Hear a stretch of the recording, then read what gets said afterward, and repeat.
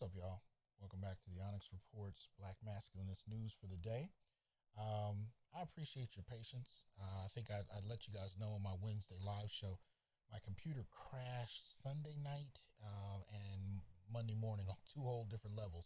So I'm just now getting it built up. I got it built up enough to do my show Wednesday, but in terms of my daily recordings, I had to reset my mics and do a whole bunch of other stuff. So I'm still kind of getting it together, and I appreciate you guys' patience. Nevertheless, today I thought I'd deal with an issue that I think has been pretty consistent. This is a piece that BGS sent me. Shout out to BGS. And it's dated 1991, August 14th, 1991.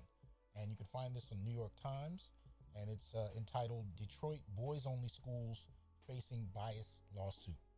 Now, what I'm going to talk about is not necessarily about boys' schools, but has everything to do with the problem people have with any emphasis on black boys, right? And it's interesting for me too, because even on YouTube, when I post videos on boys, they're the least watched videos, even by black men. You know, I posted a video, I think over a month ago, on the young men that were killed the same day and in the same city where the four little girls were bombed in Alabama. Nobody cared. That video still has less than 1,000 views. I posted another one on a young man that was killed. We ignore it. So I find it highly problematic that even black men will ignore the videos on their own plight, let alone on the plight of their sons. But nevertheless, this piece reads, desperate over the wasted lives of its young black men, Detroit is about to open the nation's first public schools for inner city boys unless a court challenge blocks them. Other large cities have contemplated similar schools, but have backed away in the face of political pressure or the fear of lawsuits. Move this over a little bit. There we go. That has left Detroit with the nation's most radical attempt to rescue the next generation of black boys, many of whose troubled older brothers have been already lost to drugs, prison, or homicide, by isolating them in classrooms with specially trained teachers and curriculums emphasizing black achievements. Here, the plan is seen not as fashionable education theory to be tested, but as an experiment with lives at stake, a last chance to save families and ultimately the city itself. People here know what it means to bury a young relative or visit one in jail, says Frank Hayden, vice president of the Detroit Board of Education. We've just got to do something to turn this madness around. But just 3 weeks before the schools are to open, the plan has been thrown into question. A lawsuit to force the male academies to admit girls was filed in federal district court on August 5th by the American Civil Liberties Union and the National Organization for Women Legal Defense Fund, and Judge George E. Woods will begin hearing testimony on Thursday. Now, this is what I'm talking about. So we can already see this happening, and we're going to look at another couple of instances where it does. But just the overall idea that you can't have anything for boys, and this is probably around just a little bit before we start to hear rhetoric about black boys being super predators, and of course, when Biden himself initiates the new crime bill, this is around the same time period, if not a little earlier. But attempts to offset this are immediately sought to be disrupted. Right? Okay, so it continues. Opponents call the schools a discriminatory throwback. Word, discriminatory. Right. But if you look up what's happening with Goldman Sachs, Google, Visa, anybody claiming discrimination there? I didn't think so.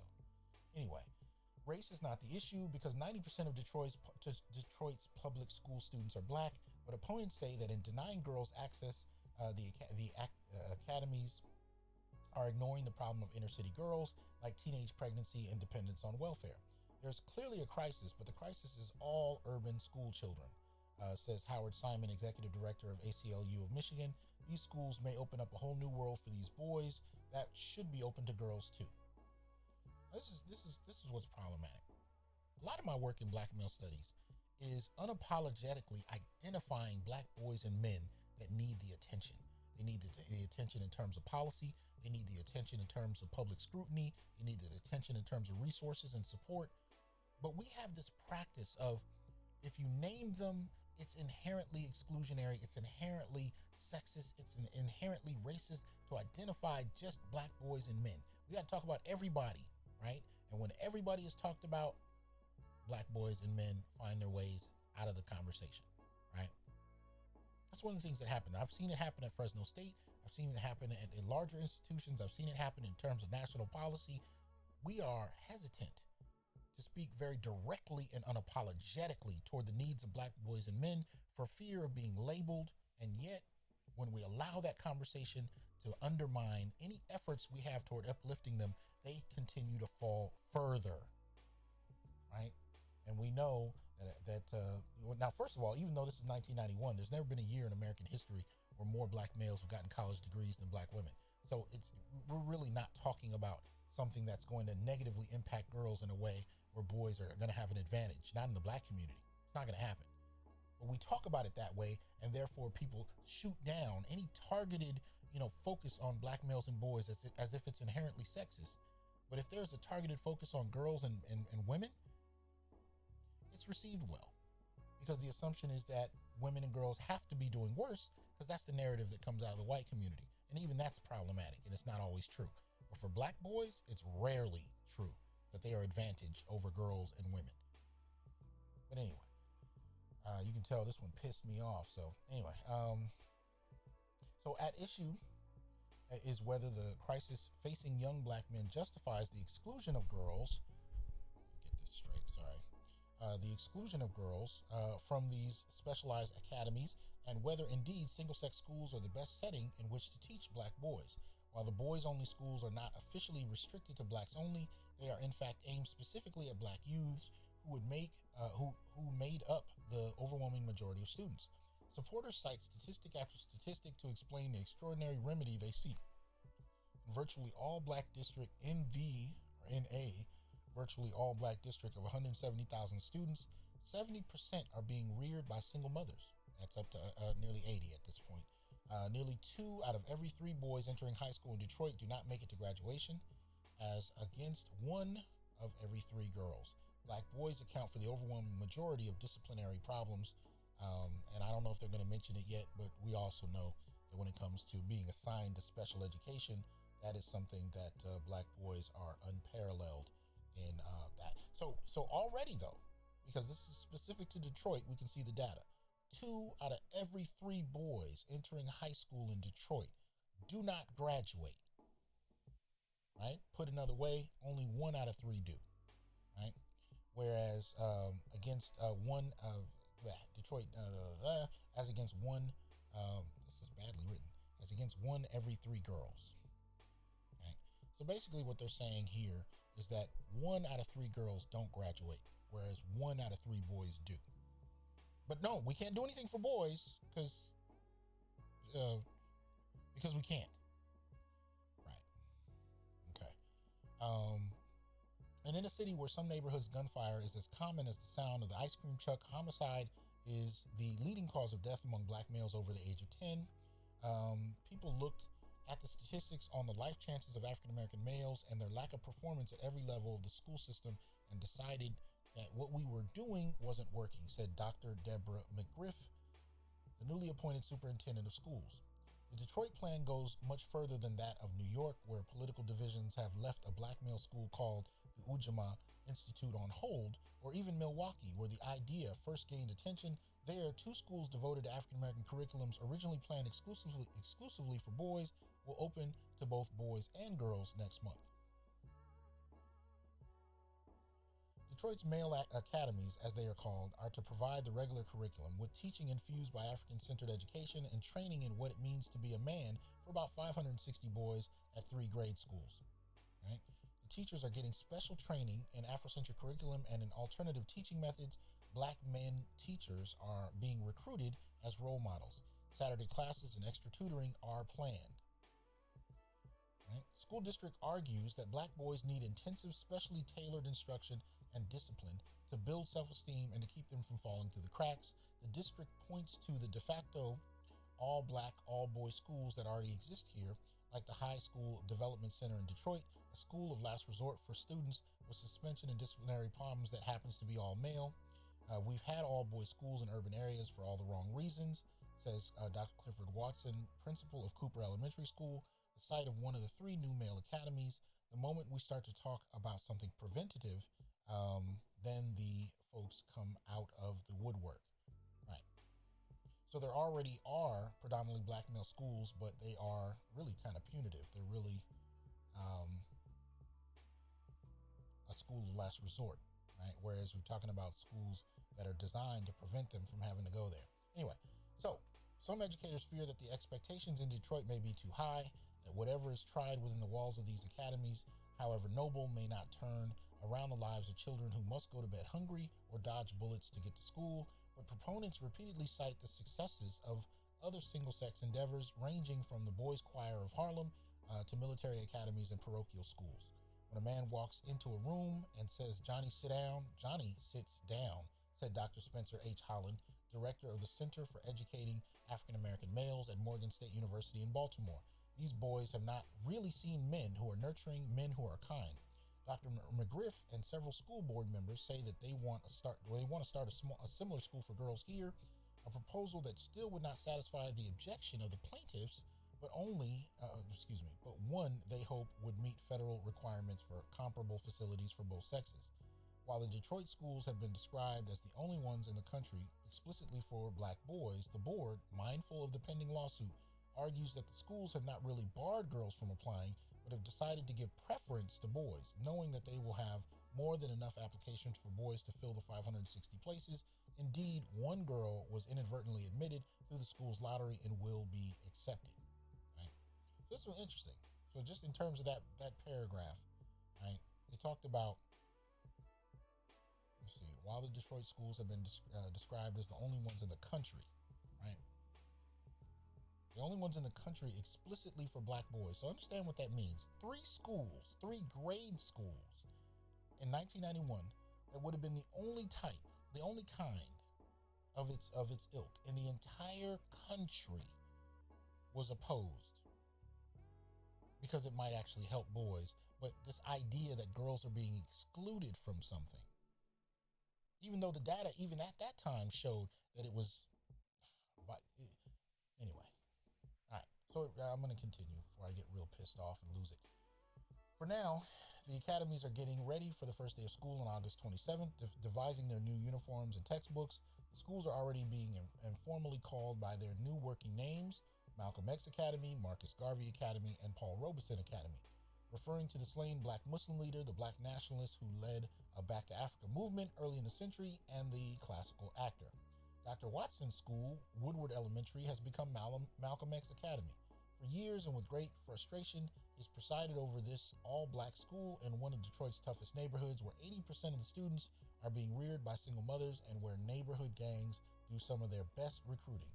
The children must walk by crack houses to get to school. Many are former crack babies themselves. They come to a school where there are only 3 men in the building, including the principal, because so few black men work for the system, often having no fathers at home and seeing that the only men with any money in the neighborhood are drug dealers. The boys hunger for male direction. Now, I should also say that those of us who've actually taught K through 12 as black men found themselves hitting a glass ceiling in terms of what we were trying to do in our classrooms, what we were trying to do to help, and how we were barred from being able to do even things that we knew would work in a micro situation, right? Often barred from doing it, to the degree that black men much of the time would leave. But the other part of what we would often find happening was that black males who would come into the teaching profession would find themselves being treated as enforcers, where you'd be sent all of the most difficult students placed in one room simply because you were a black male, especially if you had a female administrator over you, right? She would treat you as some type of enforcer, even have you go from class to class and helping the female teachers out by hyper-disciplining the boys that were a problem and then eventually getting them yourselves. Now, you know, if you had a nationalist kind of background, much of the time you did this kind of thing because you thought it would help. But when you began to notice that you were being treated like little more than a thug, and when you had ideas about how to evolve your classroom past a repository for difficult boys into something constructive, you were told you couldn't do it. And I've had scores of men from across the country tell me about, in the last 20 to 30 years, eventually just having to walk away. But not because the kids, because the institutions in place, or I should say the structures in place that prevented them from being able to do or even experiment with what might work. Right? Okay, in the last year, the situation has reached a crisis stage, Dr. Watson said. The school janitor was killed in a drive-by shooting, a preschooler was shot in the back, and the mother of one boy pulled her son out of the school because he owed a drug dealer he was working for $300 and needed cover. Her son was in the third grade. How do you owe a drug dealer $300 as a third grader? Jesus. Having run out of options, Dr. Watson went to the school board with a drastic proposal to turn his school into an all-male academy. Board members, the majority of whom are black, and as frustrated as he was, voted 10-1 in favor of the academies last February. Because the schools had so little time to organize, the first year at 2 of the academies, including Malcolm X, will be essentially schools within schools until the remaining students can be transferred elsewhere. Paul Robeson Academy will be entirely male from the start. And we do need more of these, by the way. We do need, even now, we need more. But anyway, it closes. In this overwhelmingly black city, the question is not much whether such a program is a good idea, but who gets to participate. Sean Garrett, an insurance clerk and the mother of a 4-year-old daughter, Crystal, says she would have enrolled her daughter if she thought she could have. She is now one of the plaintiffs in the discrimination lawsuit. And she says, I want my daughter to have the best too. Now we're going back to segregation as if it's okay in certain circumstances. You didn't have a problem with segregation when it overwhelmingly hyper-targeted the boys. Where was the critique of segregation then? But see, this is what we're talking about. In this particular instance, what you saw was the push to dismantle this idea, right? And democratize it, or whatever they're trying to, make this argument of desegregate, and just the very idea of targeting males is being led by a black woman. Now, why do I point this out from an arbitrary article from 1991? Well, fast forward. And let's fast forward to President Barack Obama's My Brother's Keeper program. What happened with that? Anybody remember? I can tell you. One of the things that happened is feminists across the country were the first ones to challenge it and dismantle it because they made the argument that it was discriminatory to women and to girls in particular, right? Discriminatory. And they sent around, a petition. Now, prior to my introduction to black male studies, I was kind of guilted into it, but I own it. I signed it because I was still functioning with this idea. Actually, at that point, I was just starting to argue with myself about my training as a conky-surf. I was arguing with myself about what this meant. And so when a colleague of mine introduced it, I signed it, and I regret doing so. And I was going through my transformation, so I should have saw it for what it was. The only thing I could do at that time is I said, wait a minute, isn't there a White House Council for Women and Girls? And she just didn't respond, because there was one. Wasn't a White House Council for Men and Boys, let alone black men and boys. There hasn't been a policy put forth for black men and boys of any significance, even with Biden creating executive orders on behalf of Asians and LGBT. Any mention of black boys or men, ones being killed on TV, in the news, right? Yeah, we can spark a rebellion when our deaths piss people off, at least symbolically so, but what policies come from it? What political cachet, what political real estate comes from it that benefits black men and boys? It's not happening. Other groups benefit from our deaths. Black boys and men don't even benefit from their own goddamn deaths. And so in 1991, and with President Barack Obama, no significant targeting of black men or boys, and when even the gesture was entertained, it was shot down by who? Conservative whites? Maybe conceptually, but who put pen to paper and foot to pavement to make sure these things didn't happen in a way that might have helped boys and men? Black women. And then now that we have these kind of private industry investments in black womanhood, right, from Goldman Sachs to Visa to MasterCard to Google, are any of those same black women pounding the pavements for black boys and men? When I called out all last year and asked people why we haven't seen any targeted pandemic and entrepreneurial programs, grants, designed to help black business owners, did we see any of them targeted for black men? No. Did anybody care? No. Now here's the thing. I understand that it's really still, just like it was in the early 80s, still to this day, it's really a small group of extreme feminists that push this garbage. But here's the problem. My problem is not so much with that group because they're small. It's actually those who co-sign this and don't challenge it. So when you got black boys who, by the 8th grade level, only 10% of whom can read at grade level.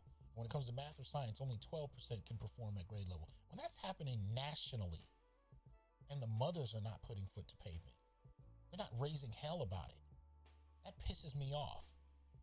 Because we can see that hell can be raised when someone's killed, just so long as those men, those very same men being killed, can't have significant positions in the organization that are rallying these protests. But even when it comes to people who they'd burn schools down if girls couldn't read. They have nothing to say about their sons, nothing to say about their boys, and we accept it. So when BGS sent me this, it took me a while to understand why until I finally sat down and read it, and I was like, oh shit, okay. He knew I was going to go through the roof. Because this is ridiculous. And it speaks to this idea of women finding any focus on men, black men in particular, to be an inherent gesture of sexism. But no statement whatsoever about the sexism of boys not being able to perform.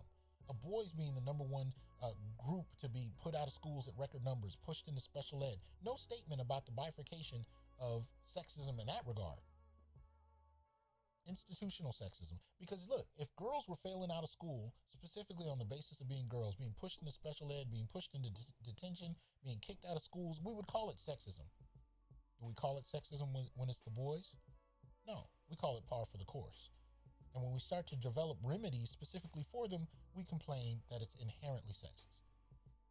Word. Anybody say it was sexist when it was black women that were deemed the most enrolled in higher education a couple of years ago? Was that deemed as sexist? No, it was deemed as an accomplishment. But even the very gesture of creating an environment that might produce black males that can function on that level is perceived as sexist. This double standard that leaves black men and boys in deficient positions has got to fucking stop. It's ridiculous. And I would say anybody, black male, black female, white, doesn't matter. Anybody that opposes any kind of special focus to help black men and boys is a goddamn traitor or, an enemy. And they need to be treated as such. I don't give a damn what your hair texture looks like. I don't care how dark you are. I don't care how many books you've read. I don't care what degrees you have. I don't care how black you consider yourself, what flags you drape yourself in. I don't care if you call yourself a Pan-Africanist. If you stand against boys, black boys, having their situations targeted in a constructive way and have nothing to say whatsoever when girls and women are prioritized in a way and nobody says anything about their male counterparts, you are the problem. Just as much as any institution that continues to alienate and isolate the boys. Just as much. You're a problem. And you need to get out of the damn way. Because too many of our boys are dying. Too many of them are struggling. Too many of them are living in fucking hell. As boys. So where do they go when they're men?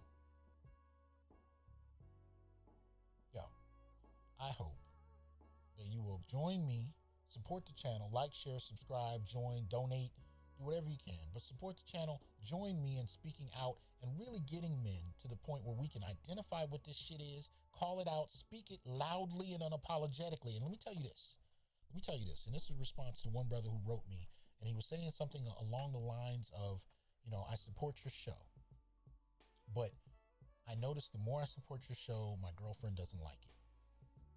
Let me tell you something. This is not about me. If she doesn't like that you can talk about the discriminatory treatment of black boys and men and advocate for them, well, I can't tell you what to do, but I'll tell you what I will do.